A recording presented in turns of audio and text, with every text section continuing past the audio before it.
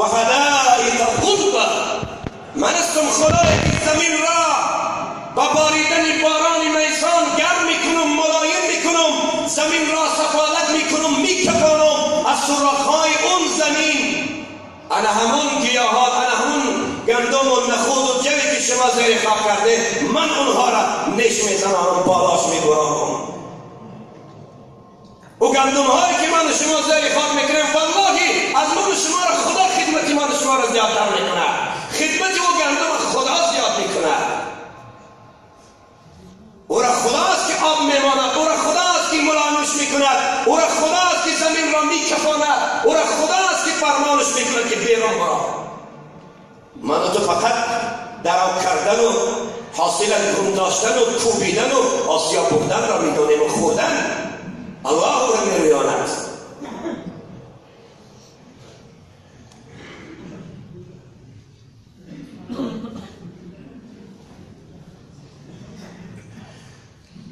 له ما فی السماوات و ما فی الارض. معنای آیت که اول آیت بلاغو میبیاد دست اوست، دست هیچ کس، هیچ قدرتمند نیست. این عالمی هستی در اختیار الله است، در دست آن چیزی که در میان آسمان ها و زمین وجود دارد. باید ما به این ایمان داشته باشیم. اصل ایمان من شما همین است که او رب العالمین است، او صاحبی همه من شما و عالم و موجودات است. ما به این ایمان داریم.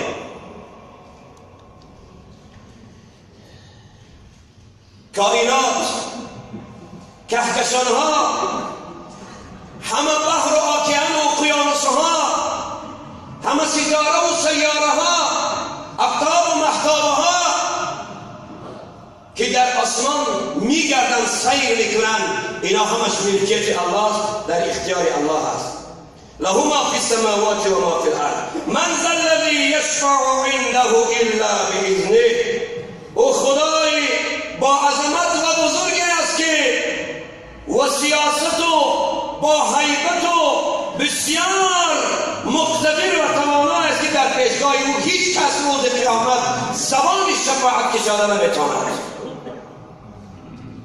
پیغمبران لا حیران، پادشاه ها هم از سراسیمه لا حیران، عالم ها و اولیاء ها هم سرا در سکوت، اهل ذکر و اهل تقوا، اهل قرآن و اهل حج همه در لرزه و در عرق شرمندگی سر در سکوت میستند در پیشگاه خدا. من ذا الذی یشفع. هیچ کس قدرت ندارد که زبان بکشد بگد خدایا فلانی را من شفاعت کنم، فلانی را من شفاعت کنم. حتی پیغمبرها هم نه.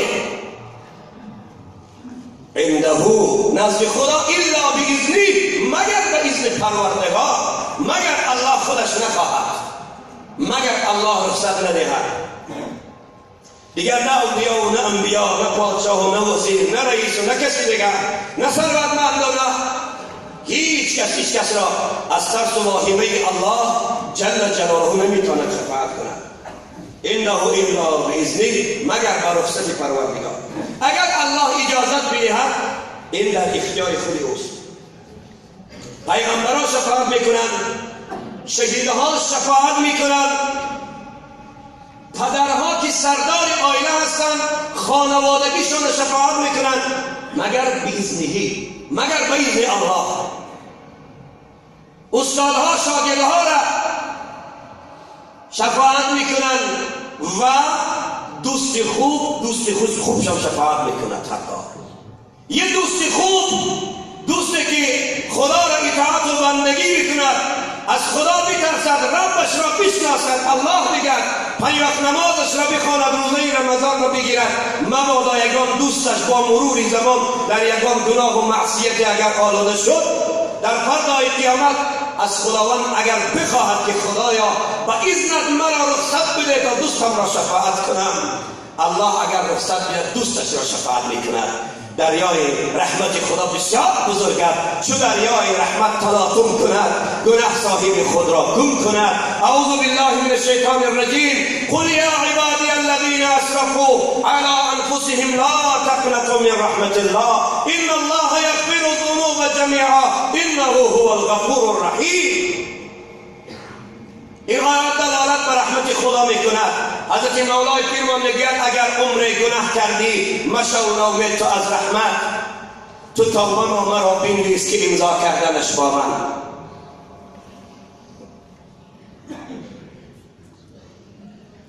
دوست خوبه چگونه گفتم شفاعت میکنه. استعیذ بالله. فلیس له الیوم هاهنا حمیم. مفسرین کرام در همین آیت زیر همین آیت گفتن که دوست خوبه شفاعت میکنه.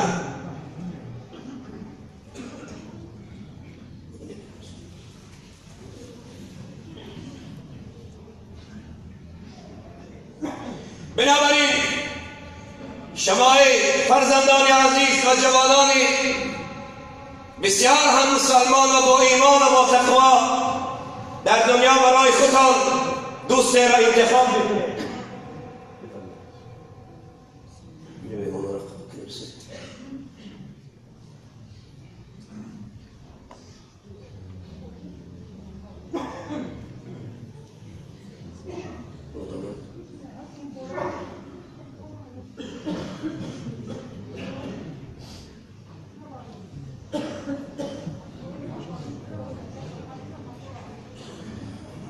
خوش آمدن بزرگانی که در اینجا مهمان شدن و خداوند مادر ایشان مصلح دین زوجه حضرت ایشان صدرالدین خدا رحمت کند که در این روز سعید سفر آخرت کردند.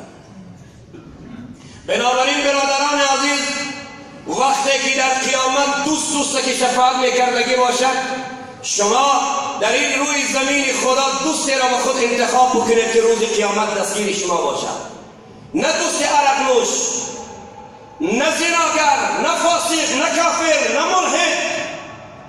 اینا حرامن با اینا دوستی کردن.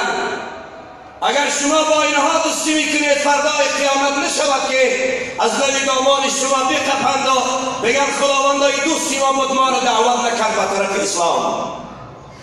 بازم شما میترسید که دوستی عرق خودتان دعوت میکنید. او قدرت ندارد که در یک معرکه پیاله عرق از دست دوست و گیری دور دنگل نکنید. میترسی که یک زنی بی حجاب بی ستر اگر بگوی خواهر جان رومایل ببند. بازم میبینم که مردهای مسلمان زنان و دختران خودشان را اطلس پوش کرده و در کوچه ها برده در استادیوم سر دادن. مصیبت است این، حرام. بدترین مصیبت امروز بالای اسلام است. به حیایی و به ستری زناتان دختراتان همه مسلمانی از شما. پس که خیلی بچم نیست که ببینم در کوچه ها. امروز حساب دیدم چگونه چی مصیبت این زنها گرفتار شدن. الهی پناه ببرم از این بدی بندگانت. من الان گفتم نشود که بدی بدبختا، نشود که فعل دختری مسلمان بچه مسلمان تو را ناراحت کند. خدایا غضبت را بالای ما بیاوری. جنگل که در گریف خشکتر همه میسوزد. آیا نمیبینید در روسیه جنگل ها در میگیرد، هر یک شنا هر یک ارچه صوت میسوزد که دیگر هیچ کس پیش روی او گرفته نمیتواند. غضب بنمون است. این قدر به حیاتی و شرمندگی را روز قیامت کی جواب میگفته باشد؟ برادر عزیز، اینا را خیال میکنم که هیچ کس شفاعت نمیکند. حتی اتانا الیقین فما تنفعهم شفاعت الشافعین. این چهار طایفه ملعون را هیچ کس شفاعت نمیکند، نه انبیا نه اولیا نه کسی دیگر نه کسی دیگر. هیچ کس اونا را شفاعت کردن نمیتواند. یکی از اونها بی نمازها، یکی از اونها بی زکاتها، یکی از اونها کسانی که از عقیب فاسقها و کافرها و منافقها قدم میزنند و هر سخنی که اونا بکنن اینا قرصک میزنند. یکی از آنها تکذیب کنندگان دین. این چهار طایفه ملعون را هیچ کس روز قیامت شفاعت نمیکند. من ذا الذی یشفع عنده الا باذنه. شفاعت فقط به اذن پروردگار می شود روز قیامت. شفاعت به رخصت الله می شود. هر انبیا اولیاء هر کسی را که الله بخواهد خودش رخصت بدهد پس همین میخیر شفاعت میکنه. و الا از واهمه و ترس الله همه پیغمبرها، انبیا، اولیا، شیخا سکوت اختیار میکنن. یک مثال عادی میارم. اگر یک رئیس ناحیه، یک پادشاه و رئیس جمهور یک وزیر را ببینه در مجلسگاه میخیزاند، چگونه سرش از واهمه پادشاه یا رئیس ناحیه سرش در بین پاش میدرد از ترس کلام. حالهایی که من و شما را در روز قیامت الله در محشرگاه میخیزاند، همه در پیشگاه خدا از عظمتی و بزرگی و قدرت الله سرا در زمین آمده میرسد. دیگه نه پیغمبر سر بالا میکند، نه انبیا، نه اولیا، نه کسی دیگر، همه سکوت.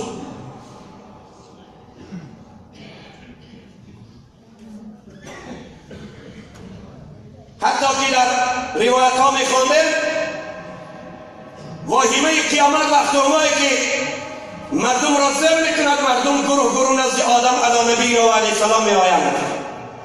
ابوالبشر تو را پیغمبر خدا بودی، ابوالبشر بودی، پدری همه بندگان خدا هستی، در این روزی وقت ما بچه ها و فرزندانت را شفاعت نمی کنی؟ وای بر شما میگوید آدم من خودم در پیشگاه خدا شرمنده هستم. خدا مرا سکونت در درون جنت داده بود، گفت که در برابر این سکونت جنت از همه نعمت جنت استفاده بر هذه الشجره، غیر این درخت، فتکون من الظالمین. اگر که تو از این درختی ما اشاره کردگی بخوردی در نفست ظلم میکنی. تو شیطان مردم او را وسوسه کرد، فریبش داد، پس هم گندم را خوراندش. خوردن گندم سبب شد بابای من و شما از جنت خارج شد، از جنت بیرون شد. پس بر نفس خودش ظلم کرد. حضرت آدم میگفت است که من همین شرمندگی خودم را در پیشگاه خدا جواب گفته نمیتونم، چگونه شما را شفاعت کنم؟ شما نزد نوحی نبی برید، شاید نوح شما را شفاعت کند. نزد نوح می آیند. نوح تو پیغمبر خدا بودی، آدم ثانی، 950 سال عمر دیدی، ما را شفاعت نمیکنی؟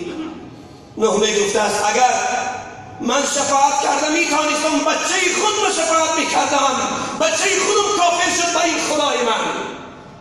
سام بن نوح کافر شد، پسر نوح با بدان بینشه مرتبه نبوتش کم شد. سگی اصحاب کف چند بانیکان گشت و مردم شد. من به این خاطر گفتم شما دوست خوب انتخاب کنید. یاری بد بدتر بود از ماری بد، ماری بد به تن و به جانت کند، یاری بد از دنیا به ایمانت کند. از یاری بد، از جوره بد، از بنگی و نشمند و گرچی که عرفر و زناگر و قیمارباز و نشمند بپرهیزید ای مردم. اینا میکروبند، اینا ویروسند، شما را هلاک میکنند، هلاکی معنویتان میکنند. ممکن است که از خدا جدا کند، ممکن است که کافر کند. از دوستی بد بسیار حذر کنید مردی مسلمان. دشمنت گر پشه باشد کمتر از فیلش بدان. اگر یک پشه حکم باشد بدبخت از او احتیاط کن برادر عزیز، او چنین فیل کاش انجام میدهد. خدا این خواست را به ایمان کرد، کاری تو همش یک پی میشود. نوح میگوید که من نمیتونم شفاعت کنم، شما برن نزد حضرت موسی کلیم الله، کلیم خدا، تارکنک گرد الله چرخ میزند. نزد موسی میآید، موسی ما را شفاعت میکنی؟ موسی میگوید من خودم شفاعت کردن نمیتونم، چگونه شما را شفاعت کنم؟ شما برن نزد عیسی. نزد عیسی میحبی از بالا آمدن میگیرم تا عیسی آخرین پیغمبر از بنی اسرائیل. میاد عیسی ما را شفاعت میکنی؟ عیسی میگوید که بنده های خدا، او شرمندگی که مرا امتم در کره زمین شرمنده کرد، مرا بچه خدا گفتن، شگفت‌های تهمت‌های زیاده در پای من بستن، مرا در نزد خدای خود شرمنده کردن. من شرمندگی خود من نمیتونم رفت میکنم، چگونه شما را شفاعت میکنم؟ نمیتونم. شما یک راه داره، نزد رحمت للعالمین، حبیب دلها محمد بن عبدالله، سفیر و وزیر خدا، فرستاده الله جل جلاله گرفت. شاید اگر همین شفاعت نکند دیگر هیچ احد شما را شفاعت نمیکند. به همین می آید مردم نزد رسول صلی الله علیه و سلم و پیغمبر محبوب دلسوز امت، او که انا ارسلناک شاهدا و مبشرا و نذیرا و داعیا الی الله باذنه و سراجا منیرا، او که کافة للناس بشیرا و نذیرا است، او که خداوند تمام هستی عالم را بر نام او حی کرد، زنده کرد، آفرید، دوام به طرف عرش الهی می رود، ردای کلام در سر در سجده می گذارد تا اندازه رسول الله زیر عرش الهی سر می ماند مردم مسلمان که تا که خداوند خودش نگوید که سرش نمی بردارد. چنان رسول الله فغان کردن در روز قیامت و در زیر عرش الهی که چنین فغان را هرگز در زندگیش رسول الله کرده نبود. الهی مناجات خوشنام، مناجات پیغمبر داره مردم بشنوید، برای من و شما میگوید الهی از تو میخواهم گناه عاصی امت را. مناجات توجه کنید.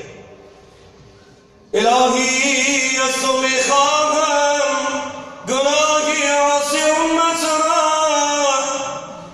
بکن آسان بین درماندگان رنج قیامت را.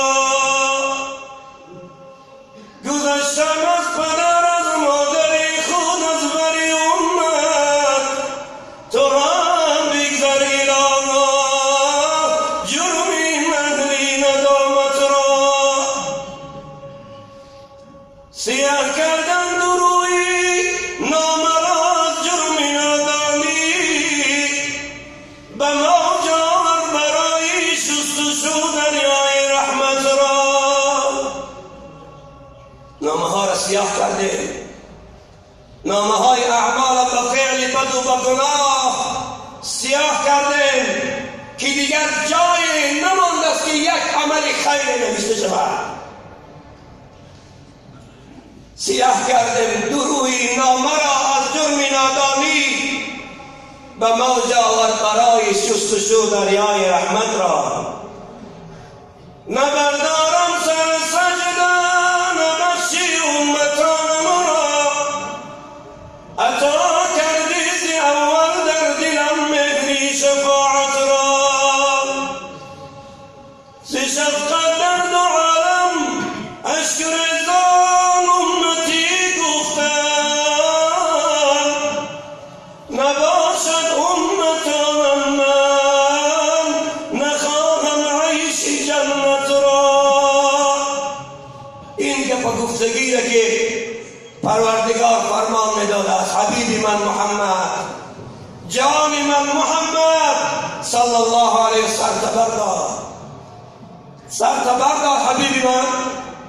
هر کسی را که اگر تو شفاعت میخواهی، هر کسی را که هر قومی را که اگر تو میخواهی شفاعت کنی، من اختیار شفاعت در دست تو دادم، من کلید شفاعت در اختیار تو دادم حبیب من. هر کسی را هر قومی را که میخواهی رو شفاعت کن. من ذا الذی یشفع عنده الا باذنه. ببینه فقط اذن الهی که شد، بعد رسول اکرم برای شفاعت آمدن و الا پیغمبری بزرگوارم خاموش بودن.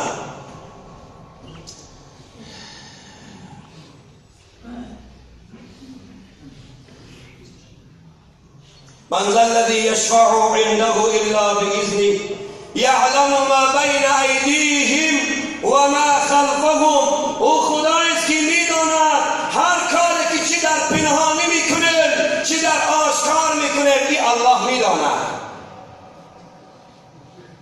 یعلمو ما بین ایدیهم و ما خلفهم، چی در پنهانی چی در آشکار، چی در لب دریا چی پس تیریزه های شیشه سیاهی پرده پیش. بعض اشکندمای حرام خور، بعض پندارا، بعض منصبدارا، بعض کسایی که میبینی که خدا را فراموش کردن، کورکورانه و آشکار و پینهان و بے پروا، جنایت صریح، جنایت آشکار، یگانگر ترس از خدا ندارد، یگانگر پروای ندارد، نمیترسد از اون خدایی که مبادا در حالت جنایت کردن تو را فلج کند، مبادا تو را دیوانه کند، مبادا سگی ملعون تو را در دنیا شرمنده کند و در قیامت هم بے پروا.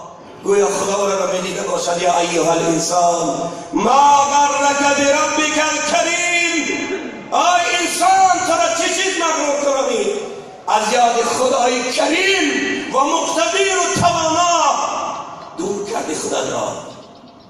چرا بے پروایانه گناه؟ از گناه پرهیز باید کرد، از گناه بسیار پرهیز باید کرد.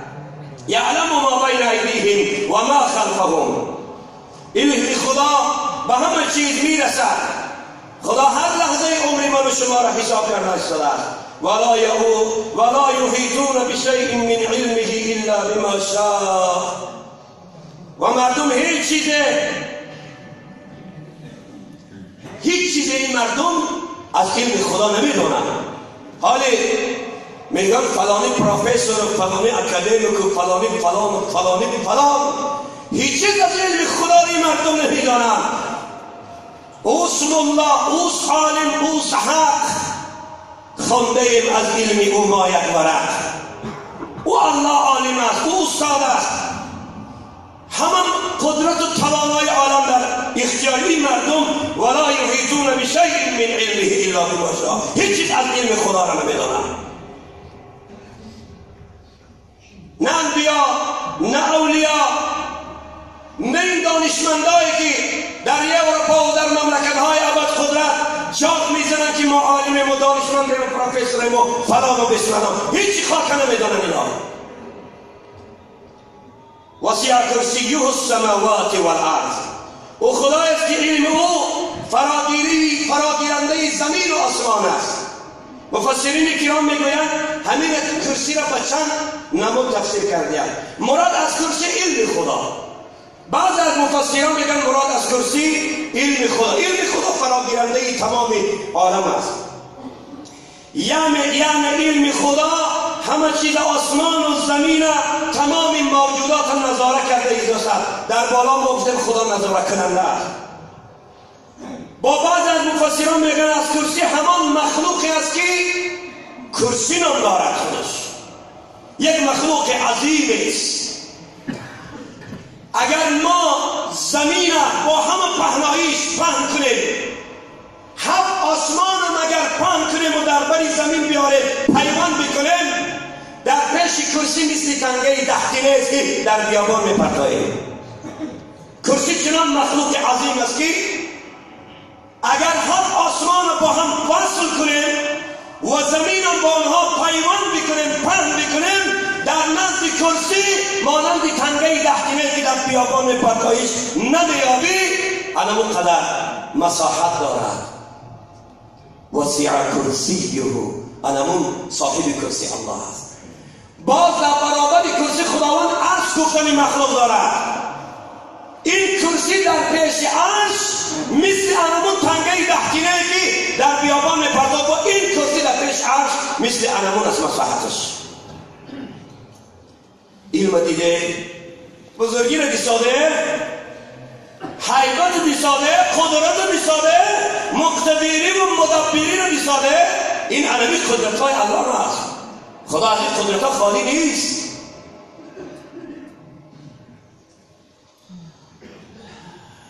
در کتاب ها میخواندیم که گفتن که فلان کسمانت آسمان برآمده است و بالای ستاره و سیاره، فلان مکان آسمان را کشف کردن، فلان ستاره را کشف کردن، بالای مهتاب برآمده است. روشان سیاه میکنن اینا هیچ جا نگشتن.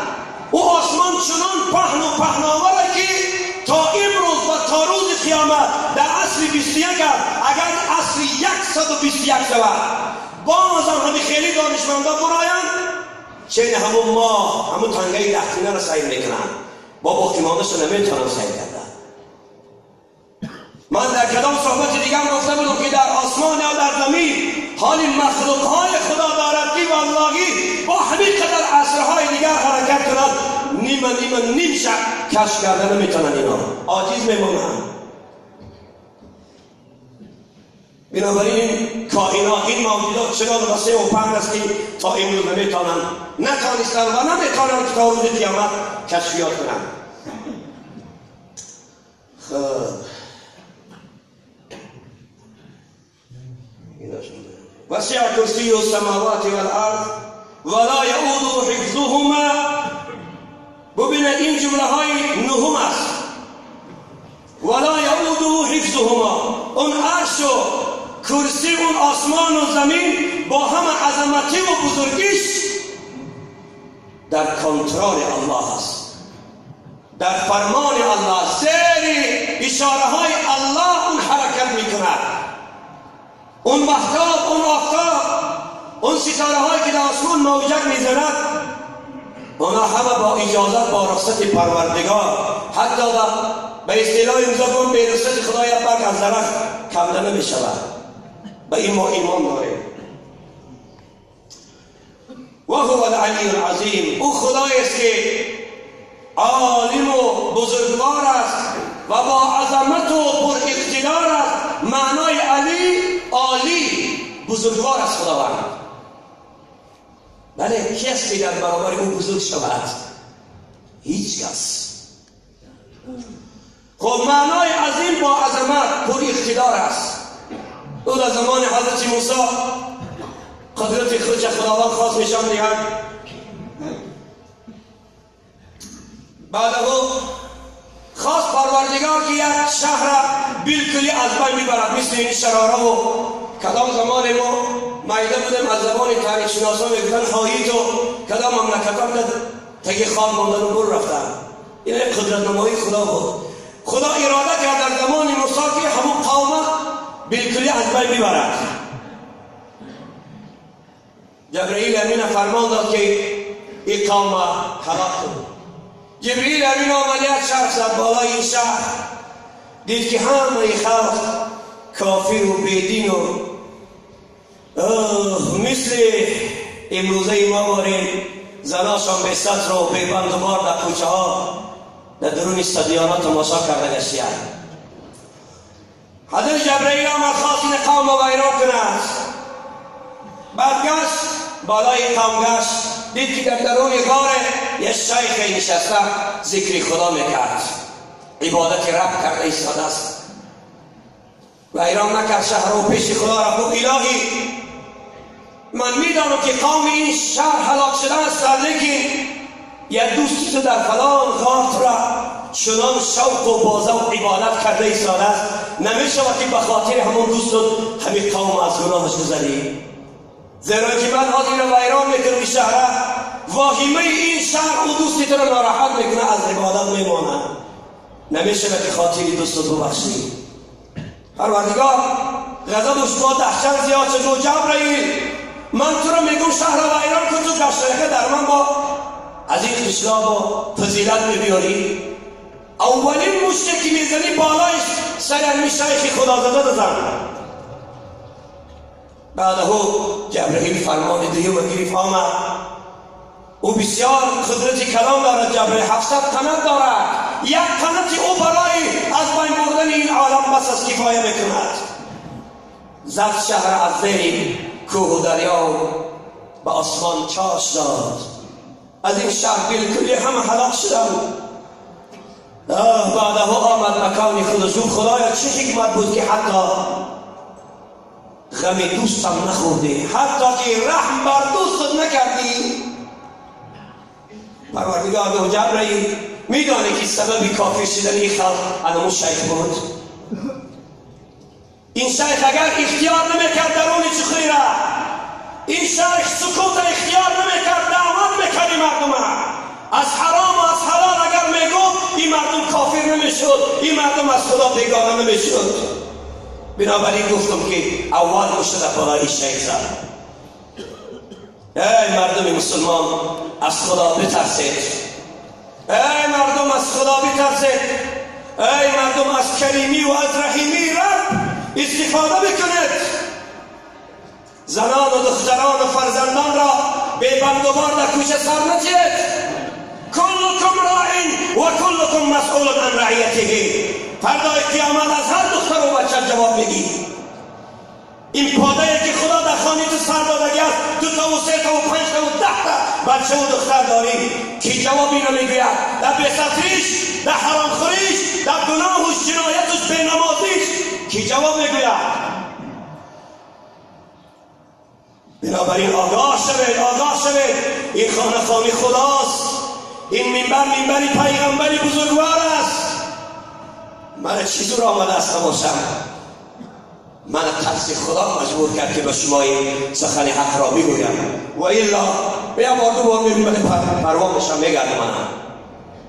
لیکن مسلمان را دیگر نمیماند آخر این فعل و بدکاری دیگر مسلمان برادر است. پیغمبر خدا میگه اگر شما گناه را دیدید رو پرو قدرت داری برو پدست معنیش کن.